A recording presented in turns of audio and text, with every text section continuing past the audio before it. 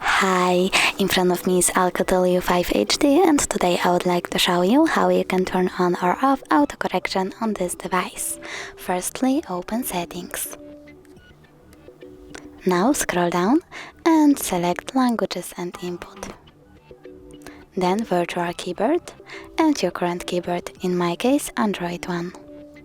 Then click on Text Correction and tap on the switcher next to Autocorrection.